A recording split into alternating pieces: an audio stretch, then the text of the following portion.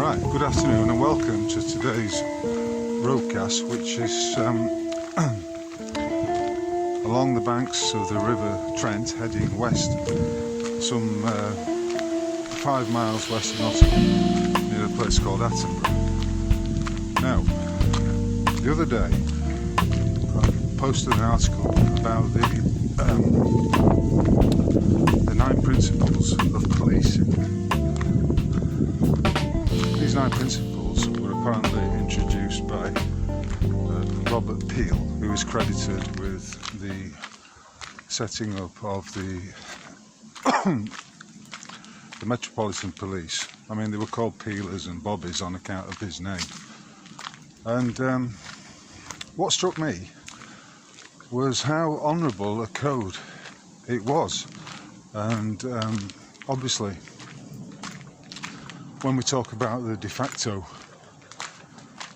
policing of Britain in 2024, we can see quite clearly, demonstrably, how far the constabulary has drifted from its original code of conduct, which, as I say, was entirely honourable, and basically put the constable in a very responsible position at the heart of the community.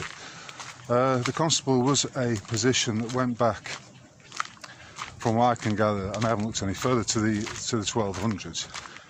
And there was a time when these men, and they were invariably men, were appointed to the role temporarily for 12 months at a time.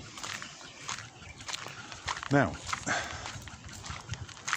in the course of this ramble, I intend to go through the 9 principles and just give my view on each one, and if necessary or where appropriate, provide an example of just what I'm talking about. The first thing that should be noted, though, is that even to this day, the oath of a constable is in full cause and effect. That oath is, again, another, like so many, another oath that is founded in honour and truth. And I'll just read it out because it's only a few lines long. I do solemnly and sincerely declare and affirm that I will well and truly serve the King in the office of constable with fairness, integrity, diligence and impartiality, upholding fundamental human rights and according equal respect to all people, and that I will do, to the best of my power, cause the peace to be kept and preserved and prevent all offences against people and property, and that while I continue to hold the said office, I will, to the best of my skill and knowledge, discharge all the duties thereof faithfully according to the law. Now, it's you might be wondering, how can it be that in so many instances we see the police turning up? And I'm going to speak specifically in this case about evictions, but there are other examples, and they don't appear to be operating as constables. They appear to have turned up as policy enforcement officers. But the point is, they have to be held to account, and they have to be made aware that you're acknowledging their oath of office. And yet sometimes when you ask them if they're acting under their oath of office, which they have to, if they've got a warrant card, then they have to act under their oath of office, they will refuse to provide it, or they will refuse to confirm it. In fact, sometimes even claiming that they have no knowledge of the oath of a constable, in which case they are demonstrably acting in fraud. So what I'm talking about is the de facto state of the British Constabulary. And I know people will say quite rightly that another fact that needs to be taken into consideration is that many of these so-called police forces are in fact operating as commercial entities. They're operating under corporate law, which is but another example of the depth of this fraud and how deep it actually goes. Now, if we turn to the first principle of the 9, we see that it says, number 1, to prevent crime and disorder as an alternative to their repression by military force and severity of legal punishment. That's pretty straightforward. To prevent crime and disorder. A crime occurs, of course, when an individual has suffered harm. Simple as that, at the hands of another. Without no victim, there can be no crime. Number 2 is to recognise always that the power of the police to fulfil their functions and duties is dependent on public approval of their existence, actions and behaviour, and on their ability to secure and maintain public respect. Now that is a key one right now. If we think of the events of just the last 4 years, we will see countless examples of the police behaving in ways that are dishonourable and most certainly not deserving of public respect. In fact, every time we saw the police in riot gear, wading in and splitting up people during the gatherings that took place during the pandemic era in London and around the country, then we see that manifestly they did not behave in ways that would engage the approval or the respect of the public. I mean, in one instance, in Derbyshire Police Force, in an attempt to stop people taking walks around a local lake, put some dye in the lake. They dyed the lake in order to stop people going there. They also, in other parts of Derbyshire, in the Peak District, put up a series of drones flying over, taking people's car number plates and basically filming people who were out in the countryside having a walk during the during the whole fucking lockdown pandemic nonsense. We also in 2020 had the PSYOP, which was the George Floyd experience, which led to the Black Lives Matter nonsense, which was the Black Lives Matter organisation was a Marxist organisation, and yet up until relatively recently, football teams have been taking the knee, in other words going down on one knee. And that same year in Britain we had the sight of the Metropolitan Police, not in their riot gear but in their neatest attire, namely the dress shirts and proper police helmets, going down on their knee in front of people who were gathered in support of the Black Lives Matter nonsense. So immediately, you know, those who are watching will say, well, this is two-tiered policing. And that's exactly what is going on these days. It's two-tiered policing. You carry on in this fashion, and the police will lose all respect that the people had. And I think it's getting perilously close to that anyway. I'm not sure whether the police force is beyond redemption, because I don't think there are. I think it's a captured operation, and if we think back to what happened with the various cover-ups down the years, Jimmy Savile, Hillsborough, to name but two, on all these inquiries, then it's pretty clear there's a Freemasonic influence that runs deep and through all levels of the constabulary, if I can call them that. That's not to say that they are not also corporate entities. And also, you know, bringing into looking at that, the role of a constable is essentially to keep the peace and to prevent crime, not to go around targeting motorists and sticking unlawful fines on them as a money-raising exercise, which is effectively exactly what is going on. And that is but one example of the police, a particularly clear example of the police acting as a corporate agency.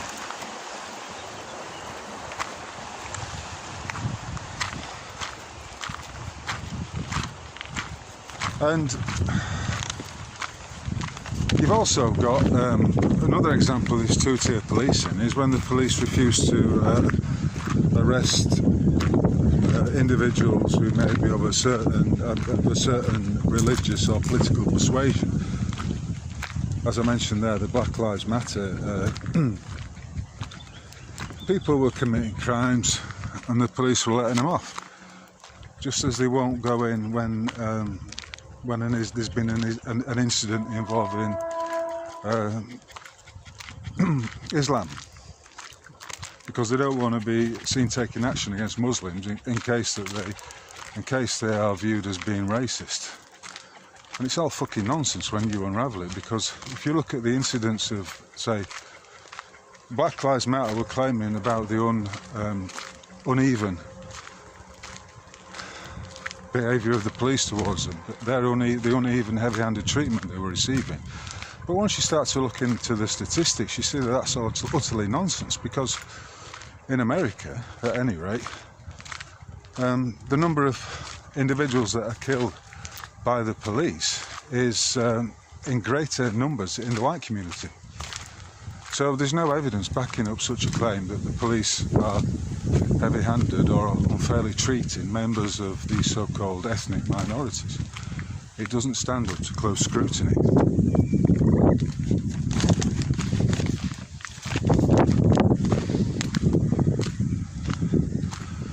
You know, and also we have to mention, you'll see a number of police forces have these ridiculous rainbow-coloured cars that they drive around in, thereby announcing their support in favour of all the trans waffle. I mean, some of these ex-coppers who are real men would be turning in the graves now if they could see what had happened. And I gave an example of a particular individual who was known as Tug Wilson in Nottingham. He was 6'8", and a no-nonsense individual, there's no doubt about it. God knows what he would make of the current trans waffle.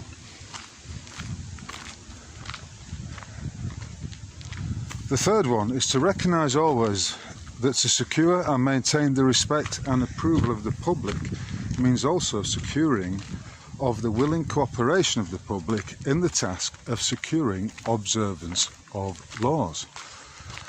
As far as I'm concerned, the golden rule, you could call it the golden law, the most high maxim would be treat others as you would have them treat you. I mean, do no harm, but essentially, if everyone, that's the only law. Treat others as you would have them treat you.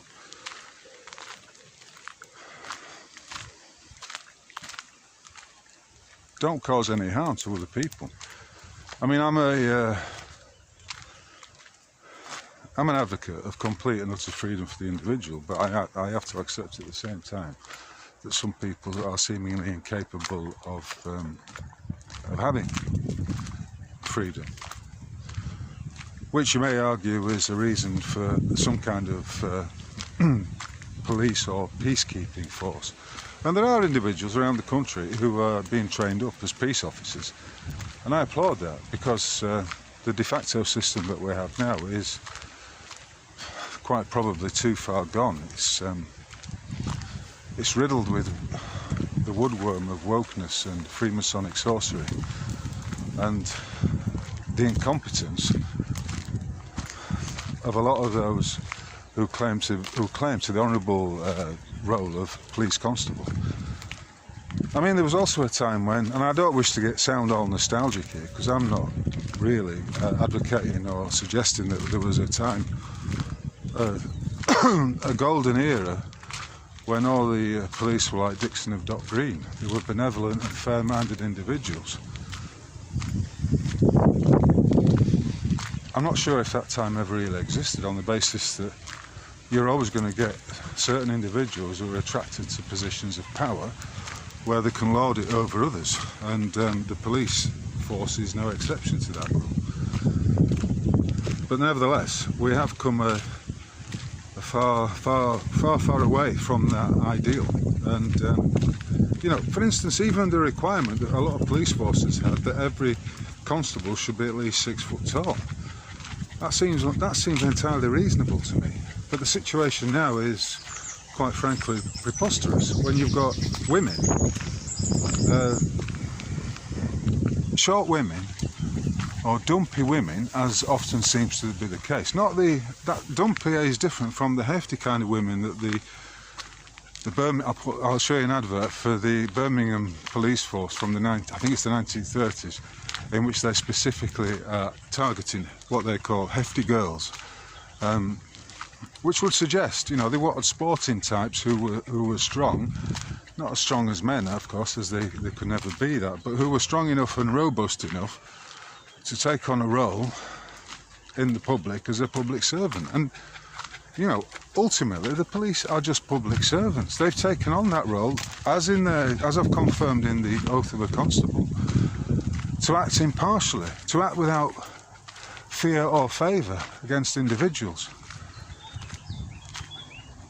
And if we take, for example, what happens with the Great British Mortgage swindle, when it comes to possession, we invariably see the police, when the police are called in, we invariably see them taking the side of the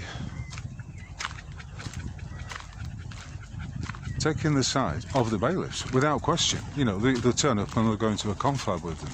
They'll have a private meeting with them before they've even spoken to the individual who's facing a...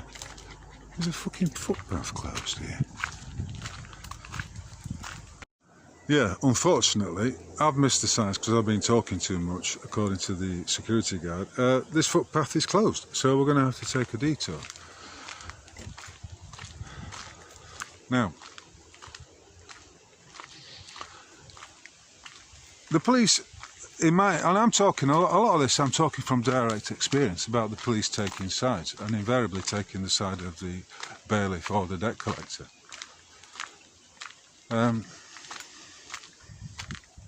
Instead of being impartial, you know, I mean, another salient point is what the fuck are they doing, turning up over a civil matter? But of course, you asked them that question, they couldn't answer it. The number of times, you'll have seen them yourself, the countless examples, to get back to the issue of women. In fact, one of the great things about getting older is that you can start to apply all the things you've learned down the years, and you can also start to behave even more eccentrically, or even more like the character that you truly are. So I've decided that if ever I have to engage with some female dressed in a fancy dress costume, who for all I know may be impersonating a constable, they invariably turn up in their dress like Butch Dykes, always wearing trousers, whereas, you know, back in the even back in my youth, there weren't that many female constables around, and those that were around always wore dresses.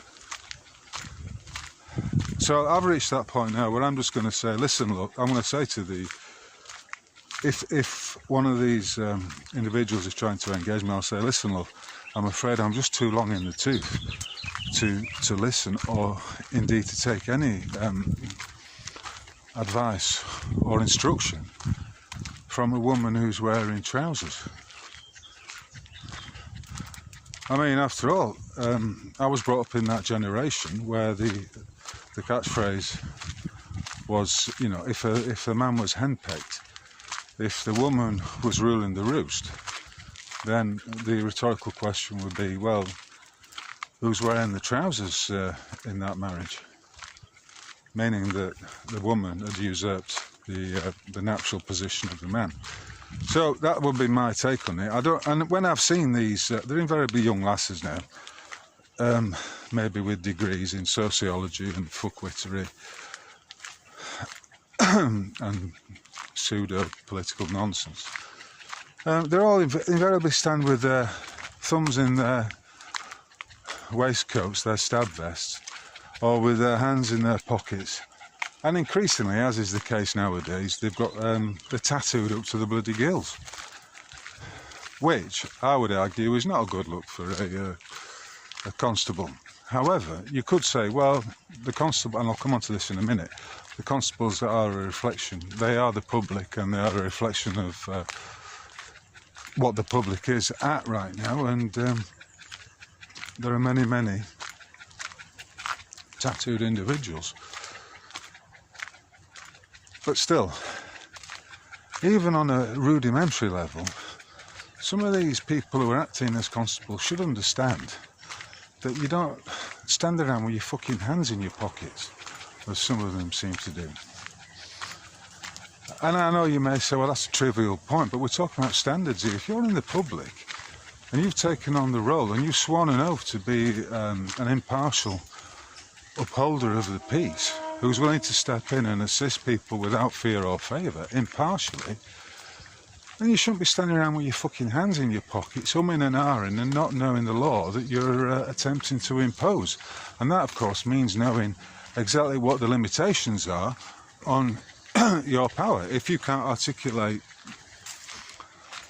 your suspicions as to how and why somebody might have committed a crime, in other words, if you haven't got clear and articulate reasons for that, then you shouldn't be fucking you shouldn't be in the public acting that way.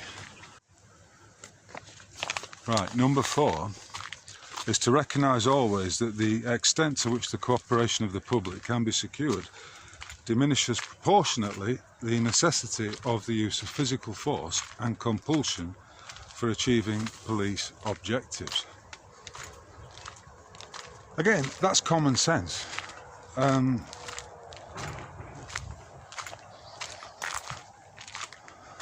You know, a copper basically should be turning up and establishing what has happened and being polite. And in order to do that, to establish what's happened, he needs the cooperation of the people who are there. So if things are heated, he needs to have the skills to calm it down. But he also needs to be able to do it impartially. And how many of those who are operating in public right now demonstrate impartiality in their actions? Very, very few, if any, I would say. The next one is number 5. To seek and preserve public favour, not by pandering to public opinion, but by constantly demonstrating absolutely impartial service to law in complete independence of policy and without regard to the justice or injustice of the substance of individual laws. By ready offering of individual service and friendship to all members of the public without regard to their wealth or social standing,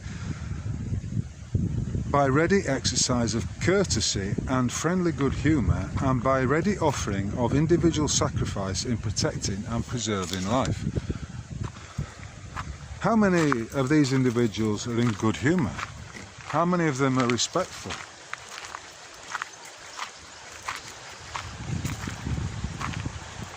And again, we come back to that issue of impartiality. Instead of just, I mean, I sued Nottinghamshire Police Force for unlawful imprisonment, and I was successful, and I'll put the link up to the podcast which is about that. But in that video you'll see just what I'm talking about. The individual police constable, a man named Ellis, turned up and immediately took the side of a warrant officer, whatever that fucking means, who had turned up to basically fit prepaid meters in my house. I mean, this is a long time, this is 14 years ago. But he immediately took the side of the individual who was claiming to have a warrant of entry. And it turned out that that warrant of entry had expired on the day that he helped them exercise it.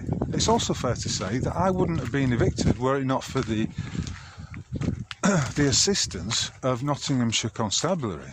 And I did a Freedom of Information request on this and found out that there were 21 individual officers who turned up on that day when they cordoned off all the streets. And, you know, it's probably been known for some time that the police can be hired. And, you know, football is an example of that. The police are hired to keep the peace at football matches.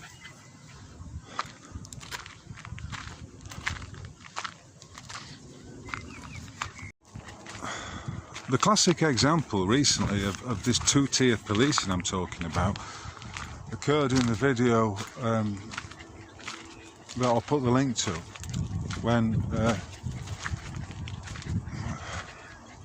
there was a complaint made by a member of the public that the bailiff had assaulted him, and that they had video evidence to support that, and the police let him go without questioning. And had it been the other way around, right, because this is where they are clearly not impartial, had it been the other way around and an individual had pushed a bailiff who'd made a complaint, then it's demonstrably the case that that individual would have been arrested and had to spend some time in the cells. That's what we mean by two-tier policing, and it's demonstrably unfair. So, which brings us on, I suppose, to the subject of consent. If the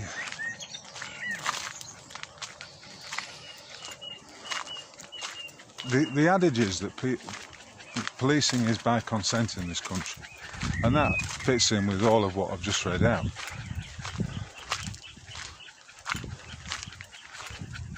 They have no fucking power without the cooperation of the people. And one of the things that annoys me is when they turn up and try and impose a service on you, when you may not require their assistance. You know, asking and also going beyond powers of the office of constable. Number 6. To use physical force only when the exercise of persuasion, advice and warning is found to be insufficient to obtain public cooperation to an extent necessary to secure observance of law or to restore order, and to use only the minimum degree of physical force which is necessary on any particular occasion for achieving a police objective. The minimum of force. Now, I've been arrested a few times, and on each occasion when I've been handcuffed, they have, and a lot of people will tell you this, there's something sadistic about a lot of these coppers, because they will put the handcuffs on invariably very, very tight, so they dig into your wrists. And why would they fucking treat you like that if you're not behaving violently and you're clearly not a threat to the public? There's no excuse for it, but they, you know, we're at that point now where this de facto constabulary are beyond reason.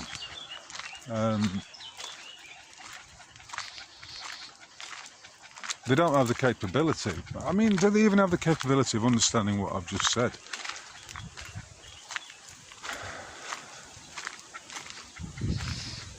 Number 7. To maintain at all times a relationship with the public that gives reality to the historic tradition that the police are the public and that the public are the police. The police being only members of the public who are paid to give full-time attention to duties which are incumbent on every citizen in the interests of community welfare and existence. In other words, we all need to be law-abiding, and if we all go along operating under the golden rule, do unto others that which you would have them do unto you, then the situation we're in right now wouldn't be happening. But of course we're in a complete inversion, and the police are no exception to that. Every societal institution has been taken over by those forces which lie and deceive at every turn.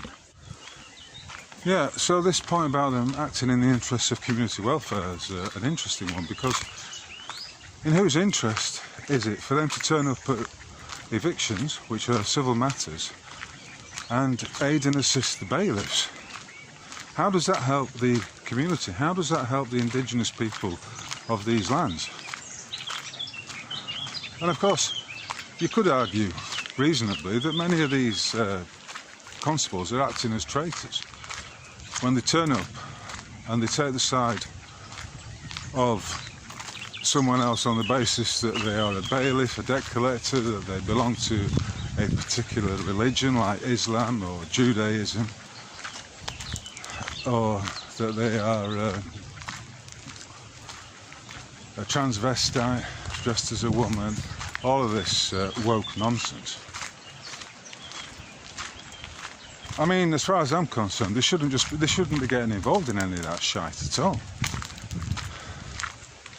And while we're on that subject, turning up because someone has said some hurty words on social media, turning up and arresting people with no lawful basis, simply because so-and-so called so-and-so a twat on social media. I mean, it's childish in the extreme, and you know, that childishness is manifest, I would say, particularly in a lot of these young lasses who turn up acting all butch in the trousers and pretending to be partial constables. I mean, they might as well just be standing around chewing a gum and scratching their asses for all the use they are.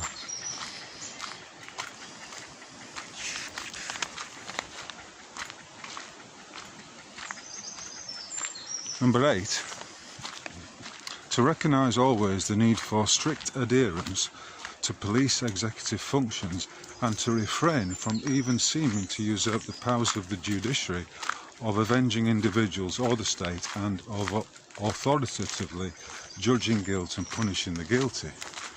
Turning up and forgetting completely the maxim, innocent until proven guilty, which seems to be the default setting of a lot of these fuckers who turn up to assist the bailiff. Yeah, so in other words, they would be expected not to take the law into their own hands and only operate within the confines of that which they're allowed to do under their own code of conduct.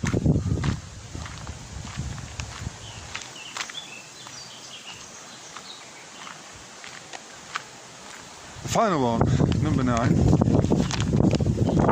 is to recognise always that the test of police efficiency is the absence of crime and disorder, and not the visible evidence of police action in dealing with them.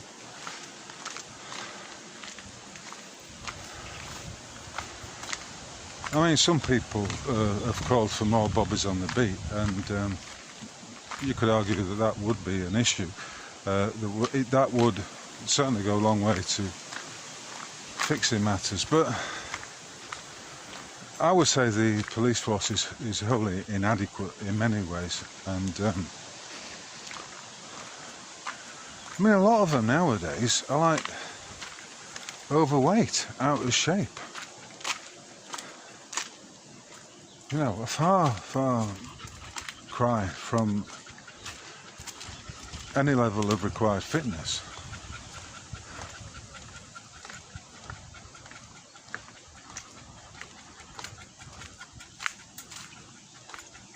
And of course you could also